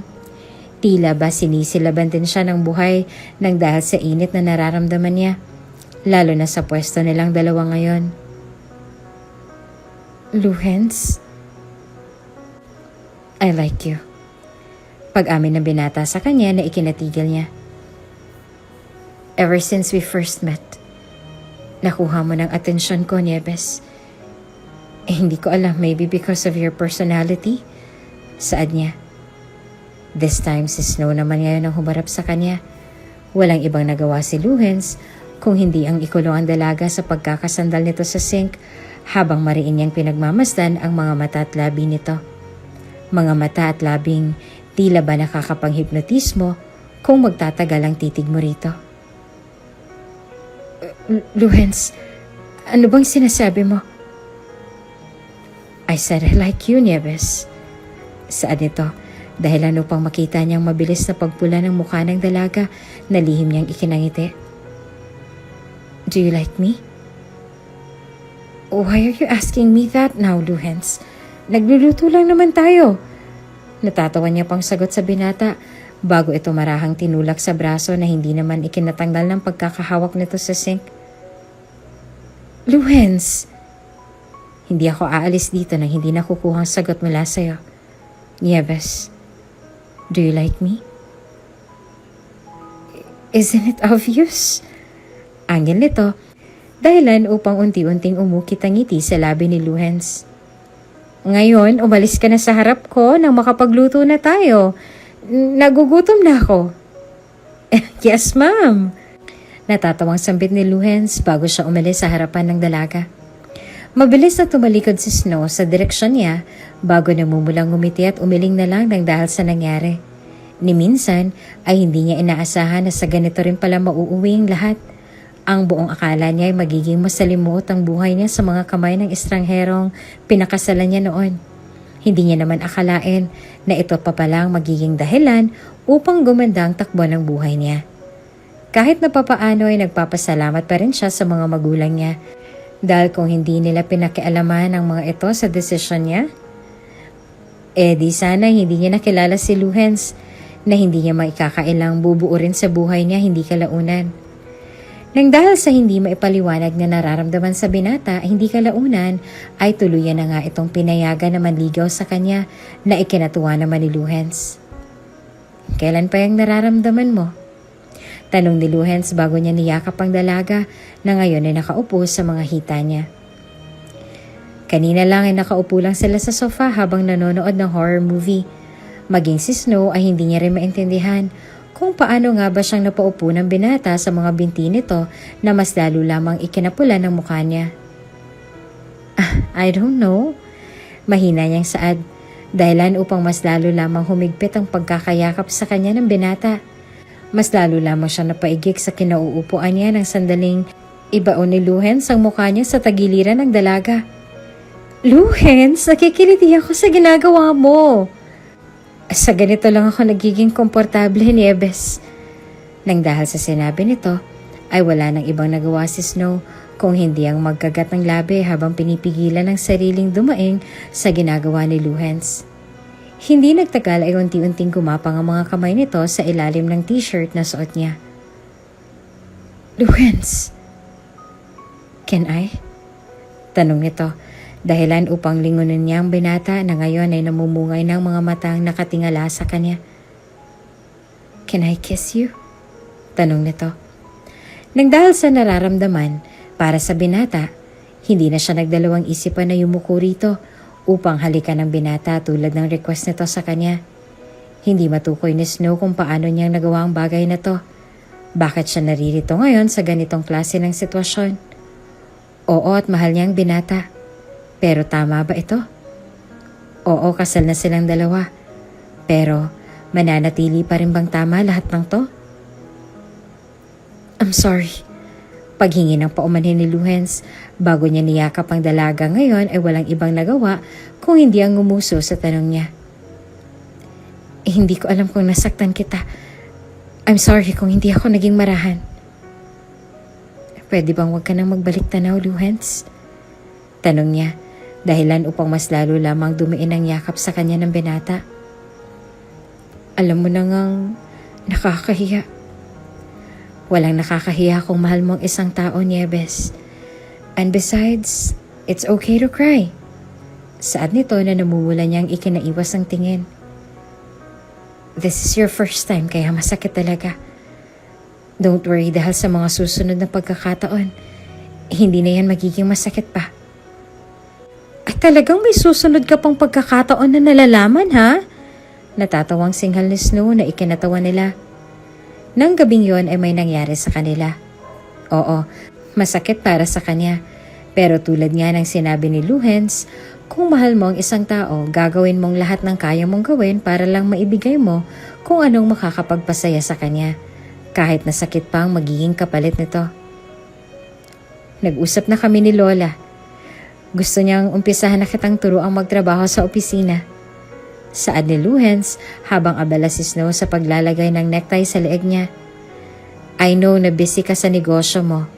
But then mapagsasabay mo naman ang pagtatrabaho sa opisina at pag-handle sa negosyo mo kung gugustuhin mo. Kailangan ko lang talaga ng makakasama every time na may meeting kami. Kailangan na makakasama o baka naman natatakot ka na maagaw ako ng iba? Natatawang tanong ni Snow na ikinanguso ni Luhens. Sige, pag-iisipan ko ang tungkol sa offer na yan.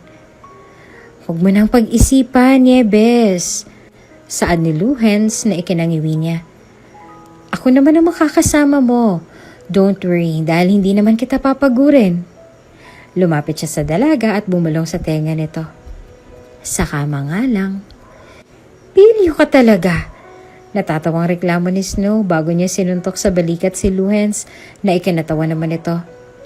Nabanggit ni Snow ang tungkol sa kanilang dalawa ni Luhens kay Amber. Kaya naman hindi mapagsidla ng saya sa mukha ni Amber nang malaman niya ang tungkol dito. Mabilis nga lang na nabura ang tuwang iyon nang sinabi ni Snow na hindi na siya gaanong mananatili sa store ngayon, lalo na sa trabahong inaatang sa kanya ni Luhens. Okay lang, deserve mo yan. Saad ni Amber na ikinangiti niya. Alam ko naman na baliw ka kay Luhens kaya ka pumayag. Ano? Sa halip na sumagot ay wala nang ibang nagawa si Amber kung hindi ang matawa na lang.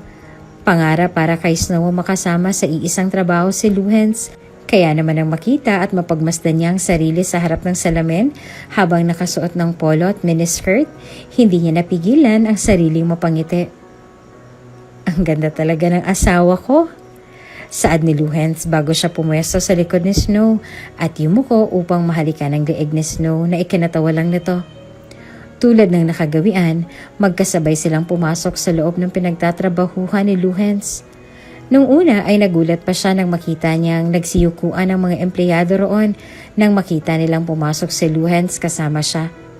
Huli na ang lahat nang mapagtanto niyang si Luhens ang may-ari ng kumpanyang yon. Mabilis niyang sinuntok sa dibdib si Luhens na ikinatawa lang nito. Bakit hindi mo sinabi sa akin na CEO ka pala? Reklamo niyang singhal nang naroon na sila sa loob ng opisina ni Luhens. Muntik na ako mga paron. Actually, inaasam ko talaga yung reaksyon mong yan. Natatawa nitong sambit bago hinalikan ng asawa sa tip ng ilong na ikinanguso na lang ni Snow. Don't worry dahil alam kong magugulat din sila kapag nalaman nilang kasal na ako. At ikaw ang asawa ko, Nieves. Nung una ay hindi naging maganda ang unang araw ni Snow sa kumpanya nila Luhens dahil na rin siguro sa mga mapanghusgang mata ng mga empleyado niya roon. Ngunit hindi kalaunan ay tuluyan na rin nagbago ang mga titig nila sa kanya, lalo na nang ipinakilala niya ang sarili niya bilang sekretarya ni Luhens. Anong feeling na hangkang boss mo? O syosa ng babaeng nakasalubong niya na ikinangiti niya na lang. Masarap. Pabulong niyang sambit, dahilan upang magtilian pa sila ng mga kasama niya. Hindi sila nagsabay ni Luhens sa pagpasok dahil na rin sa schedule ng meeting nito ng umagang yon. Kaya naman mag-isa lang siya nung pumasok siya ron. Sa katunayan nga ay excited na siyang ipaalam kay Luhens ang pagdadalang tao niya. Kaya naman nang sandaling pumasok siya sa opisina nito nang hindi man lang kumakatok, gulat ang rumihistro sa mukha niya nang makita niyang mag-isa lang si Luhens at ang isang babae sa opisina nito. Snow! Tawag ni Luhens bago siya tumayo sa pagkakaupo niya at binigyan ng nagbabantang tingin si Melissa. Tapos na tayo, Miss Manzano. Pwede ka nang umalis. Okay then. Sagot niya sa binata bago ito tumayo at lumakad patungo sa direksyon ni Snow. Ngumisi pa muna siya sa sekretarya nito bago nagdesisyong lumabas ng opisina niya. Alam ni Melissa na may relasyon ng dalawa. Hindi man kalat sa opisina ni Luhens ang tungkol sa kanilang dalawa ni Snow, may ideya naman si Melissa na ito nga ang asawang itinatago ni Luhens. Isa lang ang paraan upang makumpirma niya iyon. Ang sabi sa source na nakarating sa kanya ay may food allergy si Snow at makukumpirma niya lang iyon kung papainan niya ng mani ang pagkain nito. Please accept this. Saad niya nang inaya niya si Snow na magkape sa cafeteria. Pasensya na kung feeling close ako ha. This is your first time na magtrabaho rito, hindi ba? Don't worry dahil friendly naman kaming lahat. At ganito kami kung mag-welcome ng bago. Thank you. Sagot ni Snow bago niya tinanggap ang juice na pinainan ni Melissa ng mani kanina. Iinumin niya na sana ang juice na ibinigay ni Melissa sa kanya, ngunit agad iyong nadulas sa kamay niya nang sandaling hablutin ito ni Luhens mula sa kamay niya. Nang dahil sa ginawa niya ay bahagya pang napatayo ang dalawa sa mga kinauupuan nila. Seriously, Melissa? Makakapatay ka ng tao nang dahil sa selos mo. Galit nitong sambit bago ibinato ang baso sa malayo na ikinabasag nito. Maraming napatingin sa direksyon nila nang dahil sa nangyari, ngunit hindi na ito pinagtuunan ng pansin ni Luhens. I'm just trying to be nice, Luhens. You're doing this because you want her out of your way. Ganyan ka kadesperada. Sigaw ni Luhens sa kanya. Namarahan niya pang ikinatalo nang dahil sa labis na gulat. Nakakahiya ka. Aniya, bago pa niya hinila si Snow palayo sa lugar na yon. Luhens, why are you? Nilagyan niya ng mani yung inumin mo. Hindi mo man lang ba napansin yun, Nieves? Tanong ni Luhens sa kanya nang hinarap niya ang dalaga. Sinabi ko naman sa'yo noon pa na huwag kang magtitiwala sa mga taong hindi mo kilala. Kung wala ko ron, paano ka na ngayon? Baka nasa ospital ka na ngayon at nangingisay. Are you mad? Tanong ni Snow dahilan upang malalim siyang bumuntong hininga ng dahil sa frustration. Luhens! No, baby, no. Saad nito bago niya hinawakan sa magkabilang braso ang dalaga na ikinanguso lang nito. Pasensya ka na kung nagtaas ako ng boses sa'yo. Nag-aalala lang ako sa'yo, okay? Tanong niya. Nang dahil sa sagutang yon ay nakalimutan na ni Snow ang ibalita ang tungkol sa pagbubuntis niya. Tuwing umaga ay nakakaranas siya ng morning sickness, kaya naman bihira na lang siya kung gumising ng maaga. Ang akala naman ni Luhens ay galit sa kanyang dalaga, kaya naman wala siyang ibang nagawa kung hindi ang umiwas rito upang bigyan ng pagkakataon ng dalaga na makapag-isip at maunang magsabi ng tungkol sa hinanakit niya. May event nga pala bukas. Balita ni Luhens nang makasabay niya sa hapunan ng asawa. Ilang araw niya na rin napapansin ang pabago-bagong mood nito. Palagi itong nagagalit sa kanya kahit na wala namang dahilan. Ayaw niya namang masaktan ng dalaga kung kukwestiyonin niya dahil mukhang wala rin sa hulog ang asawa sa tuwing kukumustahin niya ito. So, kailangang maghanda. Tipid niyang sagot na ikinataas naman ng kilay ni Snow. Siguro ay magsasabay na lang tayo bukas ng umaga. Dadalo si Lola at ang mga kamag-anak ko. Siguro ay iyon na rin ang gagamitin kong pagkakataon para ibahagi sa kanila kung anong meron sa ating dalawa. Ayoko. Sagot ni Snow sa kanya, dahilan upang umuso na lang siya. Hindi ako sasabay sa'yo. Galit ako sa'yo. Pwede ko bang malaman kung bakit, Snow? Tanong ni Luhens sa asawa na ikinasimangot na lamang nito. Nung nakaraan ko pa napapansin na pabago-bago ang mood mo, hindi ko na nga alam kung saan ako lulugar. Galit ka ba sa bawang nang walang dahilan? Naiinis ka sa akin. Ayaw mo sa lahat ng niluluto ko. Hindi ko na tuloy alam kung anong gagawin ko sa'yo, Nieves. Susuko ka na ba, Luhens? Tanong niya, kasabay ng pag-angat ng kilay na ikisinimangot naman ni Luhens. Sabihin mo lang kung sukong-suko ka na sa ugali ko. It's not like that, Nieves. Sagot ni Luhens sa kanya, bago niya marahang kinuha ang kamay ng dalaga na tinanggal lang nito. Snow, hindi ko lang alam kung saan ako lulugar, okay? Simula nung pinagalitan ko si Melissa, nagkaganin ka na. Are you friends with her? Kung oo at naiinis ka sa tuwing inalalayo kita sa kanya, then fine. You can stay with her anytime you want. Huwag ka lang magalit sa akin, okay? Hindi ko alam. Tanging sagot niya na lang bago siya tumayo mula sa kinauupuan niya na ikinabuntong hininga na lang ni Luhens. Ikaw nang bahala sa pinagkainan natin. Aakit na ako. Nieves! And nga pala. Aniya bago muling lumingon sa kanya. Sa guest room ko matutulog ngayon. What? I hate you! Singhal sa kanya ni Nieves bago ito tumakbo patungo sa taas. Nang dahil sa narinig sa dalaga ay hindi niya naiwasan pang makaramdam ng kuryoso sa mga ikinikilos nito. Posible nga ba na buntis nga ito? Palaisipan para sa kanyang pagbabago-bago nitong mood. Madalas din siya nitong awayin at galit siya sa tuwing makikita siya nitong nag-iisa ng bawang. Bihira na lang din ito kung sumabay sa kanya tuwing umaga at hindi niya matukoy kung ano nga bang dahilan kung bakit ganoon na lang ang inaasal ng asawa niya. Kung buntis nga ito, magsasabi naman ito sa kanya, hindi ba? At hindi naman niya siguro ililihim. Kung inililihim niya nga, bakit niya kailangang ilihim gayong mahal naman nila ang isa't isa? Kailangan ko na sigurong bumili ng pregnancy test.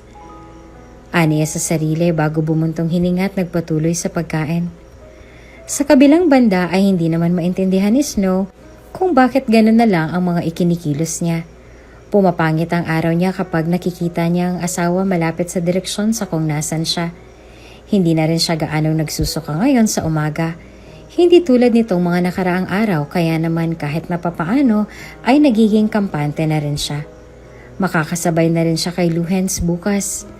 Tulad ng sinabi nito, may event bukas at dadalo si Doña Shelo at ang mga magulang niya. Ano kaya mararamdaman ng mga ito kapag naipaalam niya sa mga ito na buntis siya sa apong hinahangad lang nila noon? Natitiyak niyang magugulat ang mga ito Lalo na't wala naman silang alam na nagkahulugan na sila ng loob ni Luhens. Paniguradong magugulat sila. Ani ang bulong sa sarili bago siya nagdesisyong magtaklob ng kumot. Tulad ng banta niya kay Luhens kagabi, nakita niya itong nagsusumiksik sa sofa nang maabutan niya ito kinaumagahan. Malalim pa ang tulog nito at panaka-naka ng paghihilik sa kasarapan ng tulog. Kaya naman wala na siyang ibang nagawa kung hindi ang mapangiti na lang. Nang sandaling magmulat si Luhens, ay nakangiting mukha agad ng asawa niya ang bumungad sa kanya. Agad na nawala ang ngiti sa labi ni Snow nang magkrus ang mata nilang dalawa. "Good morning, baby." Bati ni Luhens na sa halip na gantihan ng ngiti ni Snow ay inismira na lang nito. "Matutuwa talaga ako kapag nalaman kong buntis ka." Aniyan niya pa sa sarili bago siya nakangiting bumangon mula sa pagkakahiga. Sa biyahe papasok sa trabaho ay panay ang pagpitik ni Snow sa kanya, lalo na sa tuwing sumasayad ang braso niya sa balikat nito. Wala namang nagawa si Luhens kung hindi ang pagpasensyahan ng misis hanggang sa makarating na nga sila sa venue ng event. "Iho!" Tawag sa kanya ng mga tiyahin niya bago siya nito hinila palapit sa direksyon nila. Naiwan si Snow na ngayon ay walang ibang nagawa kung hindi ang humalo sa mga bisitang naroroon. Medyo maluwag ang venue na kuha nila para sa anibersaryo ng kumpanya nila at talaga nga namang ingrande ang mga bisitang naroroon. May mga empleyado naman siyang nakilala at nakakilala sa kanya, ngunit sa halip na humalo sa crowd wala siyang ibang nagawa kung hindi ang magpatuloy sa paglalakad hanggang sa makarating na nga siya sa poolside. "Speaking of bitch, look what I found." Saad ni Melissa sa kaibigan habang nakatitig sa babae ngayon ay mag-isa lang na naglalakad sa poolside na animong ignorante. "I really hate her." Hindi mo masisisi si Luhens kung magmamahal siya ng iba, Melissa? Kasi in the first place, ikaw ang naunang nag-cheat sa relasyon yung dalawa. Sagot ng kaibigan niya, dahilan upang kunot noong lumingon sa kanya si Melissa.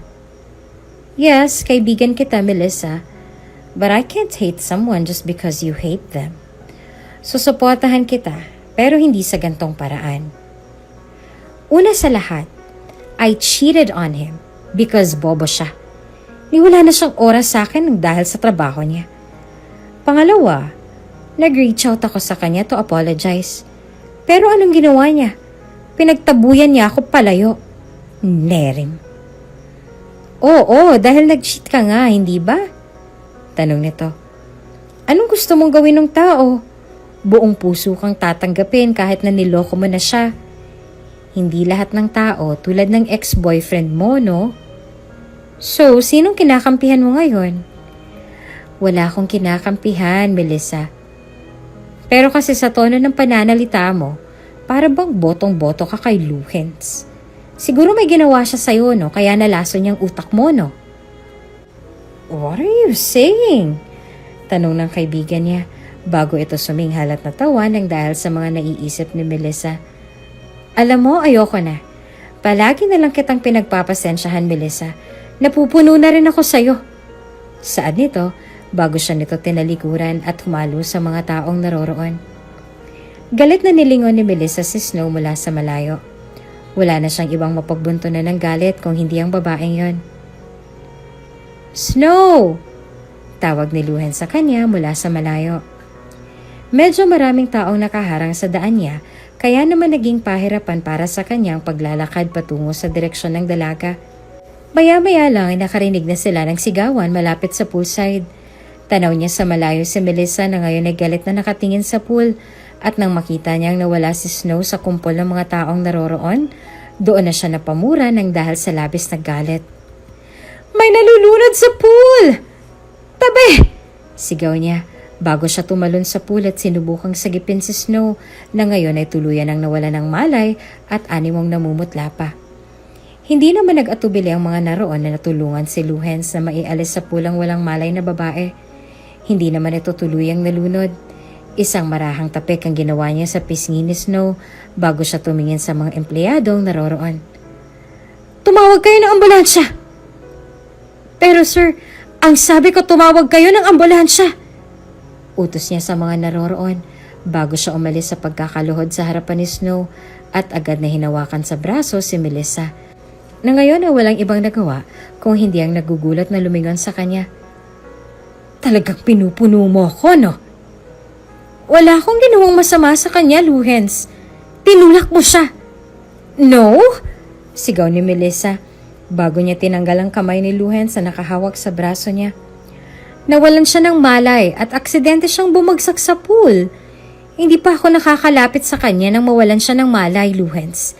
Believe me, wala akong ginagawang masama sa kanya. Nawalan siya ng malay. Totoo po ang sinabi niya, sir.